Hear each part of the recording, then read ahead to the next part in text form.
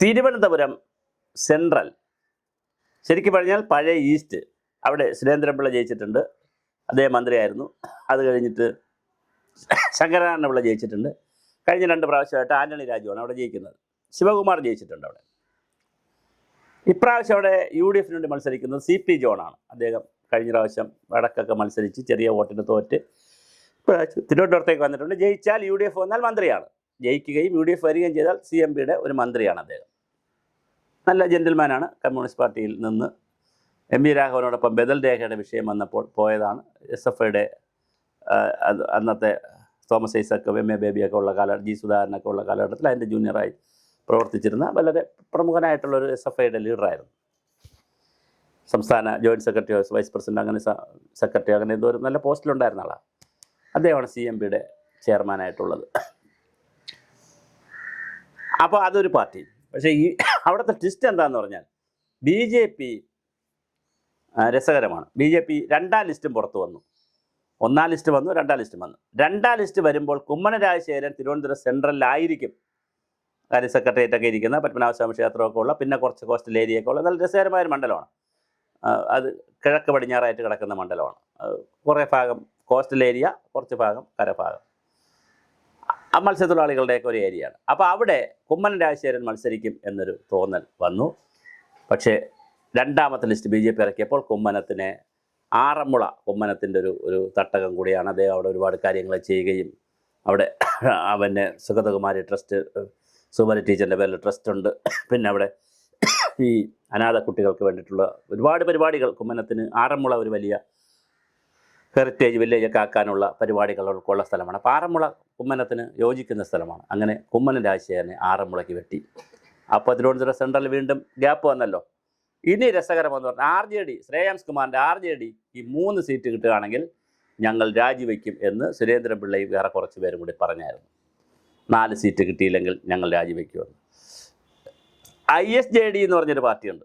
ഇതൊക്കെ കുറേ പാർട്ടികളുണ്ട്. ഇന്ത്യൻ സോഷ്യലിസ്റ്റ് ജനതാദളിലും ജനതാദൾ യുവും. അപ്പം ജനതാദൾ യുവിന് 3 സീറ്റും ISJDക്ക് 3 സീറ്റും. ISJDയിലേക്ക് 4 സീറ്റ് കിട്ടുമെന്നുള്ള ഉറപ്പിൽ കോവളത്തെ സ്ഥാനാർത്ഥി, ഇപ്പം നിൽക്കുന്ന സ്ഥാനാർത്ഥി ISJD ചേർന്നു. അപ്പോൾ ISJDക്ക് 4 കൊടുത്താൽ ഞങ്ങൾക്ക് 4 വേണം എന്ന് ബഹളം ഉണ്ടാക്കി. അപ്പം CPM എന്ത് ചെയ്യുമെന്ന് പറഞ്ഞാൽ ISJDക്ക് 3 മതി, അതിൽ നിന്നൊരു സീറ്റിംഗ് എടുത്തു, അതിനെ സർവതന്ത്ര സ്വതന്ത്രനാക്കിയിട്ടുള്ളൊരു മണ്ഡലമാക്കി മാറ്റി. കോവളത്തിൽ സ്വതന്ത്രനെ നിർത്തി. ഫഹദ് റൂഫസ് എന്ന് പറയുന്നത് സ്വതന്ത്രനെ നിർത്തി. നേരത്തെ ജില്ലാ പഞ്ചായത്ത് അംഗമാണ്, റൂഫസ് ഡാനിയലിൻ്റെ മകനാണ്. അപ്പോൾ 3 സീറ്റായി. അപ്പോൾ JDUവിന് 3 സീറ്റ്, ISJDക്ക് 3 സീറ്റ്. അപ്പോൾ JDUവിന് 3 സീറ്റ് കൊടുത്തപ്പോൾ അത് പോരാ, സുരേന്ദ്രൻപിള്ള സംഘവും ബഹളം ഉണ്ടാക്കി രാജിവെച്ചു. ഇന്നിപ്പോൾ കുറച്ച് മുമ്പേ പത്രസമ്മേളനം നടത്തി സുരേന്ദ്രൻപിള്ള നേരത്തെ കേരള കോൺഗ്രസ് ജോസഫ് ഗ്രൂപ്പിൻ്റെ വൈസ് ചെയർമാനൊക്കെ ആയിരുന്നു. വലിയ പോസ്റ്റിലിരുന്ന ആളാണ്. അപ്പോൾ അതിലങ്ങ് നിന്നെങ്കിൽ ചിലപ്പോൾ കേന്ദ്രമന്ത്രിയല്ല, സംസ്ഥാന രാജ്യസഭാ അംഗവും വലിയ തോതിലൊക്കെ കയറി വരാൻ പറ്റിയിരുന്ന വലിയ നേതാവായിരുന്നു. വീണ്ടും മന്ത്രിയൊക്കെ ആകാൻ അവരുടെ കൂടെ, പക്ഷെ അല്ലാതെ മാറിയിട്ടാണ് മന്ത്രിയായത്. എന്തായാലും രസകരമാണ് കാര്യങ്ങൾ. സുരേന്ദ്രൻപിള്ളയെ സ്വതന്ത്രനായിട്ട് നിർത്താൻ വേണ്ടി LDFകാരും സമീപിച്ചിട്ടുണ്ട്. അപ്പോൾ തിരുവനന്തപുരം സെൻട്രൽ മണ്ഡലത്തിൽ നല്ല രസകരമായൊരു ഫൈറ്റാണ് നടക്കാൻ പോകുന്നത്. ഒരു സുരേന്ദ്രൻപിള്ള, BJPക്കാരും അദ്ദേഹത്തെ സമീപിച്ചിട്ടുണ്ട്, CPIക്കാരും സമീപിച്ചിട്ടുണ്ട്. CPI അല്ല, ഈ ജനാധിപത്യ കേരള കോൺഗ്രസ്സുകാരും സമീപിച്ചിട്ടുണ്ട്. ഇതിലേതിൽ നിൽക്കും എന്നറിയില്ല. എന്തായാലും സുരേന്ദ്രൻപിള്ളയുടെ സമയം കൊള്ളാമെന്നാണ് തോന്നുന്നത്. അദ്ദേഹം ഒരു സ്ഥാനാർത്ഥിയായി വരാനുള്ള എല്ലാ സാധ്യതയുമുണ്ട്. അത് ഇടതുപക്ഷത്തിന് വരുമോ വലതുപക്ഷത്തിന് വരുമോ?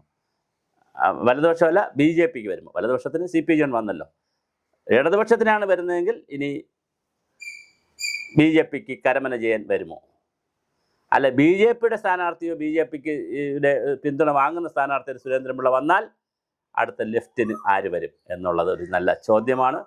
എന്തായാലും മനോഹരമായ രസകരമായ ഒരു ട്വിസ്റ്റാണ് തിരുവനന്തപുരം സെൻട്രൽ നടക്കുന്നത്. അപ്പോൾ കേരളത്തിലെ ഈ 2026 തെരഞ്ഞെടുപ്പിൻ്റെ ഏറ്റവും വലിയ ഒരു തമാശ എന്തെന്ന് പറഞ്ഞാൽ, നമ്മൾ കോട്ടയം പുഷ്പനാഥിൻ്റെ പുസ്തകം വായിക്കുമ്പോൾ അവസർപ്പ കഥകളെപ്പോലെ ഗുഹയിൽ നിന്ന് ഗുഹയിലേക്ക് കയറി വീണ്ടും അണ്ടർഗ്രൗണ്ട് വഴി കയറി മുകളിലോട്ട് പോയി പിന്നെ മുകളിൽ നിന്ന് താഴെ ഇറങ്ങി ഇങ്ങനെ പോകാൻ പറ്റുന്ന ഒരു നല്ല ഒരു സർക്കസ് പരിപാടി പോലത്തെ ഒരു ഗുഹയ്ക്കകത്ത് നടക്കുന്ന സർക്കസ്. പുറത്തല്ല നടക്കുന്നത്, ഗുഹയ്ക്കകത്താണ് നടക്കുന്നത്. അങ്ങനെയുള്ളൊരു സർക്കസ് നമുക്ക് കാണാൻ പറ്റും.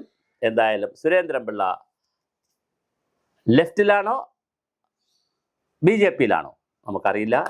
നമുക്ക് എന്തായാലും അദ്ദേഹത്തെ 2 കൂട്ടരും വല വീശുന്നുണ്ട്.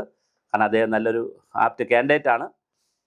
മാത്രമല്ല അദ്ദേഹത്തിൻ്റെ സമുദായത്തിനും വലിയൊരു വോട്ട് ഉള്ളൊരു മണ്ഡലമാണത്. അപ്പോൾ അതുകൊണ്ട് അതൊരു ഡിസൈഡിങ് ഫാക്ടറാണ്. അവിടുത്തെ വളരെ പ്രധാനപ്പെട്ട ഒരു ഫാക്ടറാണ് സുരേന്ദ്രൻപിള്ളയുടെ പിള്ള സമുദായത്തിൽപ്പെട്ടിട്ടുള്ള വലിയൊരു വിഭാഗം ആളുകളുള്ള മണ്ഡലമാണ് ഈ തിരുവനന്തപുരം സെൻട്രൽ. പിന്നെ ബ്രാഹ്മിൺസ് കുറേയുണ്ട്, അഗ്രഹാരങ്ങളുണ്ട്, പിന്നെ ഹിന്ദു മത നായേഴ്സുണ്ട്, ഈഴവാസമുണ്ട്. അപ്പോൾ മുസ്ലിംസ് കുറവാണ്, ക്രിസ്ത്യൻസ് കുറവാണ്, പിന്നെ തീരദേശമാണ് ഉള്ളത്. അപ്പോൾ തീരദേശമാണ് CP ജോണിൻ്റെ ഒരു സ്ട്രെങ്ത്, ആൻ്റണി രാജുവിൻ്റെ സ്ട്രെങ്ത്. ഇപ്പുറത്ത് പക്ഷേ ഹിന്ദുക്കൾ വോട്ട് ധാരാളമുണ്ട്. അതുകൊണ്ട് ഇതും കൂടി കണ്ടുകൊണ്ടാണ് സുരേന്ദ്രൻപിള്ള മത്സരിക്കാൻ രംഗത്ത് വരുന്നു എന്ന് തോന്നുന്നു. എന്തായാലും 2 പാർട്ടിയും സുരേന്ദ്രൻപിള്ളയെ സമീപിക്കുന്നുവെന്നാണ് അണിയറയിൽ കേൾക്കുന്നത്. എവിടെയാണ് സുരേന്ദ്രൻപിള്ള മത്സരിക്കുമെങ്കിൽ ഏത് ഭാഗത്തു നിന്ന് മത്സരിക്കും? സുരേന്ദ്രൻപിള്ള മാത്രമല്ല, അദ്ദേഹത്തിൻ്റെ കൂടെ നിരവധി പേർ രാജിവെച്ചിട്ടുണ്ട്. അപ്പോൾ അവരിന് പുതിയ പാർട്ടി ഉണ്ടാക്കുമോ, അതോ ഈ പാർട്ടികളിൽ ഏതെങ്കിലും ചേരുമോ? ജനാധിപത്യ കേരള കോൺഗ്രസ്സിലോ BJP-യിലോ ഏതെങ്കിലും പാർട്ടിയിൽ ചേരുമോ? എന്തായാലും ട്വിസ്റ്റാണ് തിരുവനന്തപുരം സെൻട്രൽ മണ്ഡലം. അങ്ങനെ കേരളത്തിൽ പല മണ്ഡലങ്ങളും സ്ഥാനാർത്ഥിയെ പ്രഖ്യാപിക്കുന്നു, പോസ്റ്റർ അടിക്കുന്നു, പോസ്റ്റർ ഒട്ടിക്കുന്നു, പോസ്റ്റർ കീറുന്നു, അടുത്ത ആൾ സ്ഥാനാർത്ഥിയെ വരുന്നു. എറണാകുളത്താവട്ടെ, പെരുമ്പാവൂരാവട്ടെ, പല മണ്ഡലങ്ങളിലും ഇങ്ങനെ ഒരു സ്ഥാനാർത്ഥിയെ പ്രഖ്യാപിക്കുന്നു. അദ്ദേഹം പോയി ഉടുപ്പൊക്കെ അടിച്ച് കുളിച്ച് റെഡിയായി പൗഡറിട്ട് 10 വീട്ടിൽ കയറി ഇറങ്ങുമ്പോൾ ഉടനെ അനൗൺസ്മെൻറ്റ് വരുന്നു, അദ്ദേഹത്തെ മാറ്റിയിരിക്കുന്നു, അദ്ദേഹമല്ല സ്ഥാനാർത്ഥി, പുതിയ സ്ഥാനാർത്ഥി വരുന്നു. അങ്ങനെ കേരളത്തിലെ കുറേ മണ്ഡലങ്ങളിൽ ട്വിസ്റ്റാകുമ്പോൾ അടൂറിലെ കോന്നി മണ്ഡലത്തിൽ എന്ത് ട്വിസ്റ്റാണ് ഇന്ന് നടക്കുക? അടൂർ പ്രകാശ് മത്സരിക്കുമോ? ഞാൻ മത്സരിക്കാനില്ല എന്ന് നേരത്തെ ഫേസ്ബുക്ക് പോസ്റ്റ് ഇട്ടു. സുധാകരന് സീറ്റ് കൊടുത്തു എന്നറിഞ്ഞുകൊണ്ട് ഉടൻ തന്നെ ഫേസ്ബുക്ക് പോസ്റ്റ് പിൻവലിച്ചു. ഞാനുമുണ്ട് എന്ന് പറഞ്ഞ് നിൽക്കുന്നു. എന്തും സംഭവിക്കാം. നമുക്ക് കാത്തിരുന്നു കാണാം.